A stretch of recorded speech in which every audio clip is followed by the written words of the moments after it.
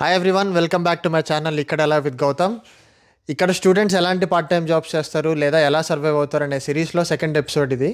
ఇక్కడ నాతో పాటు నా ఫ్రెండ్ ఒక అతను ఉన్నాడు. ఈరోజు అతను అడిగి ఆస్ట్రేలియా వచ్చిన దగ్గర నుంచి ఎలాంటి కోర్సెస్ చేశాడు, ఎలాంటి జాబ్స్ చేశాడు, ఏమేమి కష్టాలు పడ్డాడు, అవన్నీ అడిగి తెలుసుకుందాం. So let's go. Hi bro, నీ పేరేంటి? అమర్. ఎక్కడి నుంచి వచ్చావు? రాజమండ్రి. ఏ కోర్స్?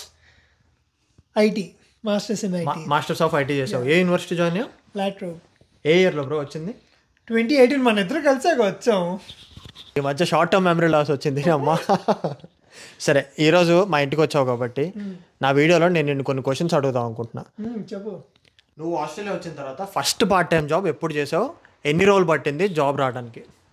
నాకు వచ్చినప్పుడు ఇనీషియల్గా టైం పట్టింది, ఎందుకంటే తిరుగుతా ఉన్నా, మా కజిన్ ఉన్నాడు అన్ని అలవాటు చేసి అట్లాగా. నాకు ఆల్మోస్ట్ 1 monthకి వచ్చింది. సో ఆ 1 month లోపు నువ్వు రెజ్యూమ్ ప్రిపేర్ చేయడం ఏమైనా చేసావా లేకపోతే ఊరికే ఏం చేయలేదు. అప్పుడు మనకు వెబ్సైట్ ఉండేది కదా, గమ్ట్రీ, అందులో దొరికింది. సో నువ్వు గమ్ట్రీలో ఫస్ట్ పార్ట్ టైం జాబ్ అనేది సెర్చ్ చేసుకొని ఎక్కావు. ఏ జాబ్ అది? Pizza delivery job. Pizza delivery. Car నడిపే ఇంట్రెస్ట్ ఉన్న వాళ్ళందరికీ ఇది ఒక మంచి ఇంట్రెస్టింగ్ జాబ్. ఎందుకంటే 24 గంటలు రోడ్ల మీదే ఉంటారు మీరు డెలివరీ చేస్తా. నీకు పిజ్జా డెలివరీ జాబ్లో వీక్లీ ఎన్ని అవర్స్ ఇచ్చారు, ఎంత పే, ఎలా ఉంటాయి రెస్పాన్సిబిలిటీస్? అండి బేసిక్ గా 6 years బ్యాక్ కదా, చాలా తక్కువ ఇచ్చాడు. గంటకు 11 or 12 తెలుసు కదా సంగతి. గంటకి 11 అంటే మంచి రిచ్ కిడ్ ఆ రోజుల్లో. ఎన్ని అవర్స్ ఉండేది నీకు ఒక్క రోజుకి షిఫ్ట్? వాడు ఇనీషియల్ గా 3 days అట్లా ఇచ్చాడు. 3 hours ఇచ్చాడు, 4 days ఇచ్చాడు. అట్లా 3 hours 4 days 12 hours అట్లా వచ్చేది. వీక్లీ 12 hours 13 hours అట్లానే వచ్చాయి ఫస్ట్ లో. మనకి గబుక్కుని ఎత్తుక్కోవడానికి ప్రాపర్ గైడెన్స్ లాగా జంకే అలా సెట్ అయ్యి పట్టేసరికి 6-8 months పట్టింది సెట్ అవ్వడానికి, మొత్తం నీట్గా వచ్చేసరికి. ఇప్పుడు అప్పుడు వారంకి వచ్చే డబ్బులు ఇప్పుడు ఒక రోజు కూడా కదా, ఇంకెక్కువ వస్తాయి రోజుకి. అంటే 6 years స్పాన్లో నీకు యావరేజ్ పే రేట్ పెంచారు, ప్లస్ నువ్వు అప్పుడు చేసింది క్యాష్ ఇన్ హ్యాండ్, ఇవన్నీ ఫ్యాక్టర్స్ కన్సిడర్ చేసుకుంటే ఎక్కువే వస్తుంది నీకు. పిజ్జా డెలివరీ ఇంకా అవర్లీ పే కాకుండా పర్క్స్ ఏమైనా ఉంటాయి ఆ జాబ్లో? ఏముండవు. అంటే నీకు జాబ్ అయిపోయినాక పిజ్జా ఇవ్వటం కానీ, ఫ్రీ ఫుడ్ ఇవ్వటం కానీ ఇట్లాంటి? ఫ్రీ ఫుడ్ ఇస్తాడు వాడు. ఓకే. కానీ నేను వెజిటేరియన్ కాబట్టి అమ్మో తినకపోవడం బెస్ట్. ఉండేదే ఒక ఆప్షన్, మార్గరీటా చీజ్ పిజ్జా, అంతే. వాడు అసలు మార్గరీటా ఉన్నట్టే వాడు నాకు చెప్పాల. నాకు ఫస్ట్ లో తెలిసేది కాదు. వెజ్ పిజ్జా అంటే వెజిటేరియన్ ఇచ్చేవాడు, అదేమో మొత్తం కుళ్ళిపోయిన వెజిటేబుల్స్ అన్ని ఉండేవి. కుళ్ళిపోయిన కాదు, అది అది అట్లానే ఉంటుంది, అన్ని ఫ్రోజన్ వి, క్యాన్డ్ వి. ఓకే. పిజ్జా డెలివరీ జాబ్ చేశాను, ఓకే, వెల్ ఎనఫ్. నువ్వు కార్ కొనుక్కున్నావా లేకపోతే డామినోస్ స్టైల్లోనే షాప్ కూడా నీకు బండి ఏమన్నా ఇచ్చి దీని మీద చేయని చెప్పాడా? క్యాష్ అండి కదా వాడు, అసలు అట్లా చాలా తక్కువ ఉంటే నేనే కొనుక్కున్నా. నువ్వు రాగానే కార్ కొనేసావా? నేను, మా కజిన్ ఉన్నాడు నాకు, వాడు హెల్ప్ చేశాడు వచ్చిన కొత్తల్లో. తన కార్ నడిపాను, తను ఇండియా వెళ్ళిపోయాడు ఫస్ట్. సో తన కార్ నడపడం వల్ల నాకు అలా జాబ్ వచ్చింది. తను వచ్చిన వెంటనే నేను కార్ కొనుక్కున్నాను. సో ఇండియా నుంచి వచ్చిన తర్వాత డ్రైవింగ్ రూల్స్ ఏమైనా తేడా కనిపించిందా నీకు?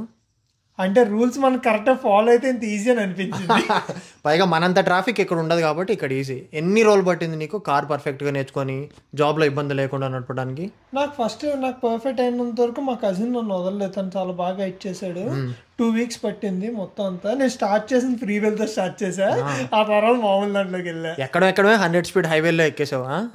పైగా మాన్యువల్ కార్ ఫస్ట్ లో, అది తెలియక మొత్తం అప్స్ అండ్ డౌన్స్ లో వెళ్ళిపోయా. నాకేం అర్థం కాల, వెళ్ళిపోయి ఇండియాలో తొక్కినట్టు బోల్డ్ హార్న్లు పడ్డాయి. ఇక్కడ హార్న్లు పడ్డాయి అంటే అదో టెన్షన్ మనకి. తప్పు చేస్తేనే హార్న్ కొడతారు కదా, మీ అందరికి ఆల్రెడీ తెలిసిందేదే. నీకు పోలీసులు ఆపి ఎప్పుడన్నా తప్పు చేస్తున్నావు అని ఏమన్నా చెప్పారా? ఎప్పుడు చేయలే. ఆ టైంలో లైసెన్స్ కూడా ఉండేది కదా, సరిగ్గా ఉండేది, ఇంట్లో ఉండేది. నీకు ఇండియా నుంచి వచ్చిన తర్వాత బాగా గుర్తు చేసావు ఒక పాయింట్, లైసెన్స్ నీకు వ్యాలిడ్ ఉండిందా? ఇండియన్ లైసెన్స్ లేదా ఇంటర్నేషనల్ పర్మిట్ ఏమన్నా తెచ్చుకున్నావా? లేదు, నా ఇండియన్ ఉంది. అప్పుడు మనకు ఉండేది కదా ఇండియన్ లైసెన్స్ ఉంటే వాడేసుకోవచ్చు హ్యాపీగా.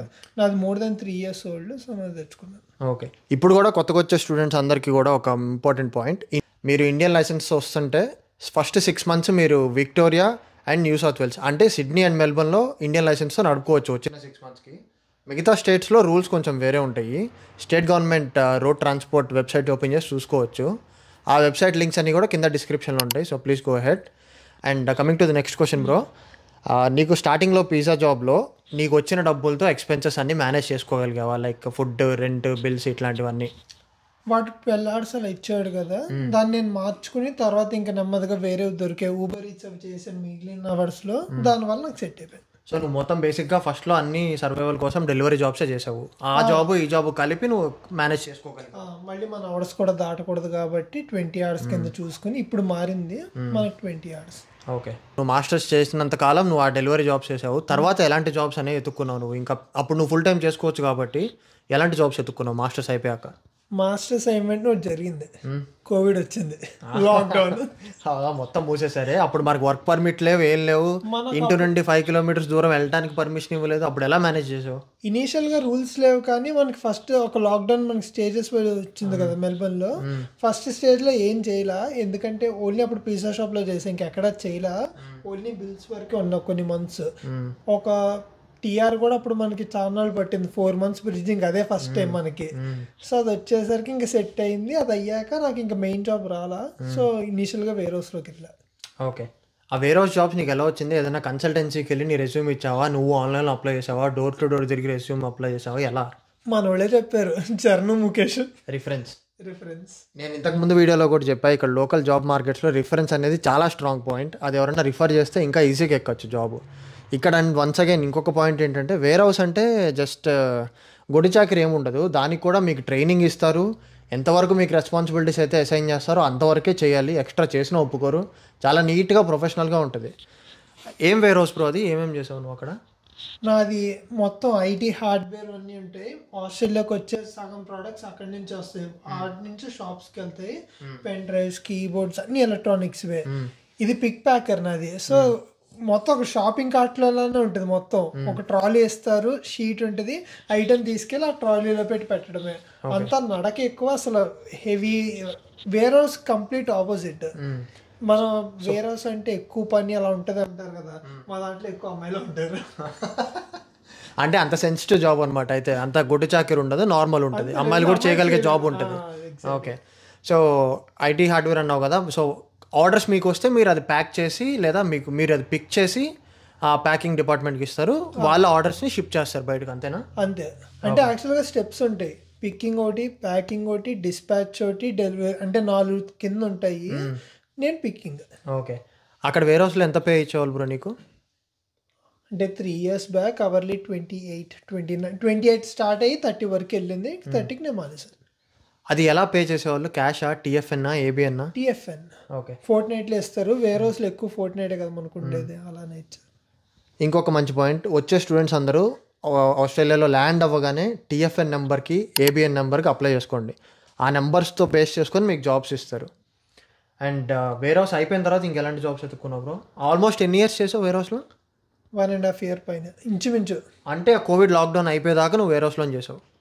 ఎందుకంటే నెమ్మదిగా కోవిడ్ అంతా మెల్బర్న్లో ఎక్కువ రోజులు ఉంది కదా మనకు. ఆల్మోస్ట్ లాక్డౌన్ అంతా 200 days ఉంది. అంటే ఇండియాలో తీసేసినా కూడా మనకి ఇంకా లాక్డౌన్లోనే ఉంచారు ఇక్కడ, స్టెప్ బై స్టెప్. సో నాకు ఇనీషియల్గా జాబ్ మార్కెట్ సెట్ అవ్వడానికి, వీళ్ళు టెంపరీ వాళ్ళకి ఇవ్వడానికి, నా వీసా అయిపోవడానికి అన్నీ ఒకేలా వెళ్ళిపోయింది. సో నాకు జాబ్ రాలేదు. నేను వేరే హౌస్లోనే ఉన్నా చాలా రోజులు. ఇంకా వీసా అయిపోతున్న టైంకి వీళ్ళు అంతా సెట్ చేశారు. అప్పుడు నాకు L1 సపోర్ట్ జాబ్ వచ్చింది. రైట్. సో మనకి యాక్చువల్లీ అప్పుడు చాలా టఫ్ అయింది కదా, ప్రొఫెషనల్ జాబ్స్ రావాలంటే పిఆర్ అడిగారు. ఆ లాక్డౌన్ దెబ్బ కొట్టిన దానివల్ల లోకల్ వాళ్ళు రియలైజ్ అయ్యి స్టెప్స్ తగ్గించేసరికి మన నెక్స్ట్ వాళ్ళకి హెల్ప్ అయింది. మనకు కాలం మనం పని అయిపోయాం. అవును. సో నీకు ఇప్పుడు ప్రెజెంట్ జాబ్ అయితే ఏ కంపెనీలో చేస్తున్నావు? ఏం కైండ్ ఆఫ్ జాబ్ అది? TCS L1 assurance, level 1 assurance. Level 1 assurance అంటే నువ్వు రెస్పాన్సిబిలిటీస్ ఏమేమి ఉంటాయి డే టు డే? లైక్ నువ్వు కాల్స్ మాట్లాడతావా, లేదా టెక్నికల్ వర్క్ ఎక్కువ ఉంటుందా? ఇది బేసిక్గా కాల్ సెంటర్ టైప్. అంటే కాల్ సెంటర్లోనే, కానీ టెక్నికల్ది. అంటే కస్టమర్స్ మాట్లాడి వాళ్ళు ట్రబుల్ షూట్ చేసి లెవెల్ 2కి ఎస్కలేట్ చేయాలి. ఇనీషియల్ బేసిక్ టికెట్స్ క్రియేట్ చేయడం, ఎస్కలేట్ చేయడం, ఇవన్నీ మానిటర్ చేయడం, అవన్నీ ఇంకా చేయాలి మనం. ఓకే. ఈ జాబ్ ఎలా వచ్చింది? ఆన్లైన్ అప్లై చేసావా లేకపోతే కన్సల్టెన్సీ? ఆన్లైనా? దీనికి పే ఎంత ఇస్తున్నారు if you don't mind asking? 32 actually. ఈ కరెంట్ కాస్ట్ ఆఫ్ లివింగ్లో, ఈ ఇన్ఫ్లేషన్లో ఇప్పుడు వచ్చే పేతో ఎక్స్పెన్సెస్ అన్ని మేనేజ్ చేసుకోవడం ఓకేనా? జస్ట్ మేనేజ్ మాత్రమే అవుతాయి. ఓకే. ఎందుకంటే ఎంత కాదనుకున్నా ఖర్చులు అయిపోతాయి. పేపర్ మీద అన్ని కనిపిస్తే కానీ ఎక్కడికి వెళ్ళంటే తెలీదు. ఎగ్జాక్ట్లీ. ఆస్ట్రేలియాలో మీరు ఎవరిని అడిగినా అందరు ఇదే మాట చెప్తారు. మీకు వచ్చిందల్లా హాఫ్ కంటే ఎక్కువ ఎక్స్పెన్సెస్కే అయిపోతాయి. ఇక్కడ కాస్ట్ ఆఫ్ లివింగ్ ప్రెసెంట్ అయితే చాలా ఎక్కువ ఉంది. వచ్చిన కొత్తలో లెక్కలు వేసుకుంటాం, గంటకి ఎంత వస్తుంది దాచుకొచ్చని, ₹1 మిగలదు. ఇండియాలో ఉన్నప్పుడు మన ఫ్రెండ్స్ని చూసి గాల్లో దోశలు వేసుకుంటాం, అరే వాడు లక్షలు సంపాదిస్తున్నాడని. అంత బుస్స. ఇక్కడికి వచ్చి నాకు ఏం మిగలదు. వస్తే మీకే రియాలిటీ తెలుస్తుంది. వాళ్ళు ఎక్కువ సంపాదిస్తున్నారు మనకన్నా. ఇండియాలోనే ఇంకా హ్యాపీగా సేవ్ చేసుకోవచ్చు. ఆ మాట అన్నావు కాబట్టి ఇంకో క్వశ్చన్, మరి ఇండియా వెళ్ళిపోయే ప్లాన్ ఏమైనా ఉందా? ఇన్నాళ్ళు ఉన్నాం కాబట్టి పిఆర్ ట్రై చేయాలి, ఓకే ఏ రోజు కన్నా వెళ్ళిపోవాలి. ఓకే. వచ్చే వాళ్ళందరూ ఒక పాయింట్ గుర్తుపెట్టుకోండి, మీరు అకామిడేషన్స్ కంటిన్యూస్గా మారుతుంటే మీరు ప్రతి చోట మీ అడ్రస్ అప్డేట్ చేయాలి. బ్యాంకులో, మీ యూనివర్సిటీలో, మీ జాబ్ లొకేషన్లో, ఇంకా మీ గవర్నమెంట్ ఐడి ప్రూఫ్స్ ఎక్కడైతే ఉన్నాయో వాటన్నిటిలో కూడా అడ్రస్ ఎప్పటికప్పుడు చేంజ్ చేయాలి. కానీ కొన్ని పర్సనల్ విషయాలు అడుగుతాయి. ఇప్పుడు నీకు వచ్చిన దగ్గర నుంచి ఎలాంటి బొక్కలు పడ్డాయి, ఎవడెవడు ఎలా మోసం చేశాడు, అలాంటివి ఏమైనా అసలు నువ్వు ఫేస్ చేసావా, ఇక్కడ రేసిజం ఏమైనా ఫేస్ చేసావా, అన్నీ చెప్పు. రేసిజం ఫేస్ చేశాను. ఇనీషియల్గా ఉన్నప్పుడు ఎప్పుడు ఆడలేదు, కానీ ప్రెసెంట్ జాబ్లో అవుతున్నాను. ఎందుకంటే కాల్ సెంటర్ టైప్ కదా, చాలా దారుణంగా ఉంటుంది. వాళ్ళ అవసరం కూడా ఎందుకంటే మన జాబ్స్ సగం ఆఫ్ షోర్ నడుస్తాయి. ఆఫ్ షోర్ నడుస్తాయి అంటే జాబ్స్ ఇండియాలో సపోర్ట్ టీమ్ అంతా ఇండియా నుంచి ఉంటారా? నాకు సపోర్ట్ టీమ్ అంతా ఇండియా నుంచి ఉంటుంది. అంటే లెవెల్ 1 కదా నేను, లెవెల్ 2 ఇండియాలో ఉంటుంది. ఓకే. వాళ్ళు సరిగ్గా చేయరు అంటే అందరినీ కాదు, మళ్ళీ కొంతమంది వాళ్ళ వర్క్ ప్లేస్ అంతా ఆడేసుకోవడాలు అట్లా ఉంటాయి. సో కొంతమంది చేస్తారు చేయరు, ఆ ఫ్రస్ట్రేషన్ వీళ్ళు మన మీద చూపిస్తారు. పైగా మన వాయిస్ విన్నాక వాళ్ళు ఇంకా ట్రిగర్ అయిపోతారు, ఎందుకంటే వాళ్ళు అసలు మనం ఇక్కడ ఉన్నాం కూడా తెలియదు, మనం కూడా ఆఫ్ షోర్ అనుకుంటారు. Okay okay. ఇండియన్ వాయిస్ అనేసరికి ఇండియన్ కాల్ సెంటర్స్ నుంచి స్కామ్ కాల్స్ వస్తున్నాయి అనుకొని ట్రిగ్గర్ అవుతారు. నాకే బోల్డ్ వచ్చాయి, నేను పనిచేస్తున్న కంపెనీ పేరు చెప్పి నాకే బోల్డ్ మంది స్కామ్ చేశారు. ఓకే. సో ఇక నాకు తెలుసు కాబట్టి వాడిని కొంచెం కోపం తెప్పించేసి నేను పెట్టాను. ఓకే, అది బాగుంది. రెగ్యులర్గా వింటూ ఉంటాం ఐటీ జాబ్స్ చేసే వాళ్ళ దగ్గర నుంచి. అండ్ ఇక్కడ లోకల్గా ఏమైనా ఫేస్ చేసేవాళ్ళు, లోకల్ జాబ్ సెర్చ్లో లేదా యూనిలో లేదా రోడ్డు మీద జంకిగాలు తిరుగుతూ ఉంటారు, అలా ఎలాంటివి చేసావు, ఎలా ఎదుర్కొన్నావు? వాళ్ళు అసలు నా బీటెక్ వాళ్ళే, అందరూ తెలిసిన వాళ్ళే. వాళ్ళు కాదు, ఆసీస్ దగ్గర నుంచి లోకల్గా అక్కడ ఇండియాలో ఉన్నప్పుడు మనం ఏం వింటాము, అరే ఆస్ట్రేలియాలో రేసిజం ఉంటుందంట అని అందరు చెప్తారు. వెళ్తే విషయం వేరుంటుంది. అసలు అనేదానికి అక్కడ ఉండే ఊహకి ఇక్కడ ఏమైనా మ్యాచ్ అవుతుందా, అసలు నిజంగానే అంత రేసిజం ఉందా లేదా? అసలు లేవు అవి నేను ఫేస్ మనంతా ఒకటే కదా, మా యూనియన్ అంతా బాగుంటుంది, అంతా బాగానే ఒకటే, కానీ పర్సనల్ లైఫ్ ఎక్స్పీరియన్సెస్ వేరే ఉంటాయి కదా, నీ జాబ్ వేరు నా జాబ్ వేరు అలా. ఓకే. మన అంటే ఫ్రాంక్గా చెప్పాలంటే మనం ఏమైనా జాబ్లో పనిచేసేవాళ్ళే, కానీ బయట వాళ్ళతో అసలు మనం టచ్ కూడా చెయ్యం కదా.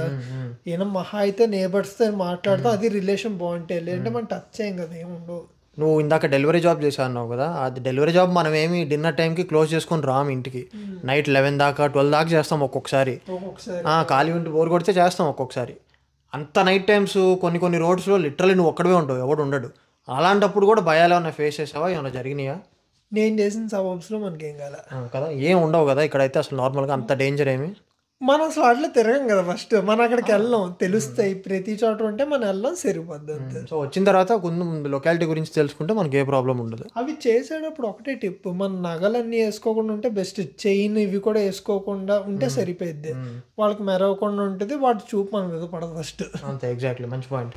అండ్ లాస్ట్ క్వశ్చన్, నీకు ఇందాక అడిగినట్టు ఏమన్నా లాస్ అయ్యావా, ఏమన్నా ఇలా చేస్తుంటే బాగుంటుంది అనిపించిందా, ఎవడన్నా బొక్క పెట్టాడా నీకు జాబుల్లో, డబ్బుల్లో, అకామిడేషన్లో, ఫ్రెండ్స్లో, ఎలా?